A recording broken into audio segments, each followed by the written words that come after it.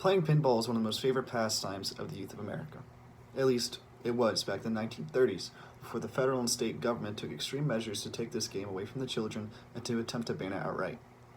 Many states and cities placed strict regulations to restrict the usage of pinball machines throughout the 1930s and 40s, and some of these regulations were never actually repealed. Shockingly enough, our sweet city of Athens is one of those cities that still legally has binding restrictions placed on pinball machines. I would like to briefly explain the dark history associated behind pinball and address its impact on cities where these laws were enacted and explain how they're no longer really relevant to our society. And to you all, I propose that we should push to make the usage of pinball machines in the city of Athens legal to anyone of any age, any time. I would like to begin now by sharing with you the history associated with pinball machines. According to Christopher Klein, an American historian and author, the first pinball machine was invented in 1931, and it was immediately perceived as a threat by society. It rapidly gained in popularity amongst teenagers, children, and adults who enjoy gambling. And these pinball machines were produced in Chicago, and they made their way all the way across the country from urban cities to small rural towns. It was a pastime loved by many, but hated by authority. Law enforcement and civil agencies feared that the machines would be used for illegal gambling and organized crime, while teachers and religious associations feared the morality of a pinball machine. It was believed by these groups that many pinball machines would encourage children to steal from their family and friends, skip school, and avoid purchasing food from themselves at lunch, so they could spend as much time at the arcade playing these machines as they could. Now, this also happened to be occurring during the Great Depression at the very beginning of World War II.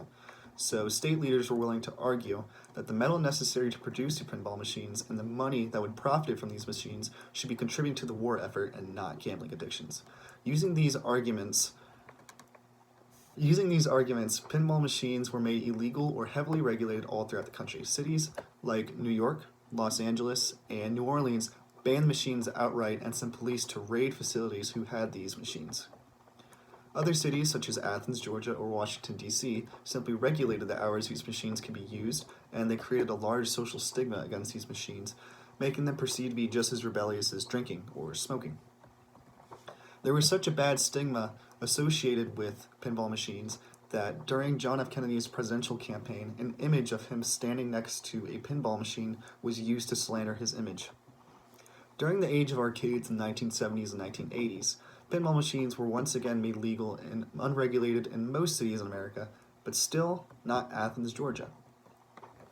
Now, according to the Athens City Ordinance, Chapter 3, Section 3-8 through Section 3-83, the amusement machines by the use of use of amusement machines by any person under the age of 16 shall not be permitted during normal school hours on any day Clark County schools are in session, and no person under the age of 16 shall be allowed to operate any amusement machine after the hour of 11 p.m. Amusement machines in Athens are defined as a coin-operated machine that allows competition for higher scores, and in this definition, they specifically name pinball machines as the item in question. Now, the school hours used for defining this law extends to the latest school hours, high schools. So elementary schoolers who get out roughly an hour earlier than high schoolers, they legally cannot use a pinball machine for that hour after school ends. They have to wait till high school is out of session. And a 15-year-old, they can't use a pinball machine after 11 p.m. at all. Even if it's a summer night, any day of the year, even if they're with their parents, they still cannot use that pinball machine after 11 p.m. Any public space that owns and operates these pinball machines can be fined if these laws are broken on their property. Regardless of how strictly these laws are currently enforced, it is still ridiculous to be implemented in our current legislation. The reason this is most concerning right now is because obscure laws like this are most commonly enforced when local governments need to collect more money from a lack of revenue in moments of a crisis, such as a global pandemic.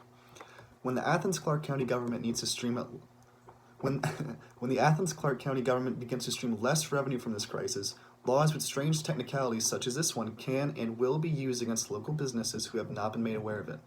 For the protection of our local businesses and our uninformed youth, these regulations should be completely removed from our city. We, the voting youth, the mass consumers of pinball, should rise to action, and we should write to our city commissioner and local government and demand that they repeal City Ordinance Chapter 3, Section 383 and Section 383. or 381. In fact, we should become more involved in our local government regardless of your position on this issue. According to the Athens-Clarke County website, the last election had a voter turnout of 12.4%, which is pitiful. We should make our voices be heard and fight for change in our community, for the freedom of the youth to play pinball whenever they please without facing legal consequences, for our local businesses so they can be allowed to own a pinball machine and operate it without running the risk of a large fine for a 15-year-old playing pinball at 11 p.m. on a summer night. The ACPD should not have the authority or potential to possibly exploit this ancient regulation. To conclude my speech, I hope you all enjoy learning about the gloom history of pinball and such an innocent recreational game. I once more would like to urge you all to take the time to write to the City Council to repeal City Ordinance Chapter 3, Section 3831 and 3833, and I would like to encourage you all to become more active in our local government. Thank you.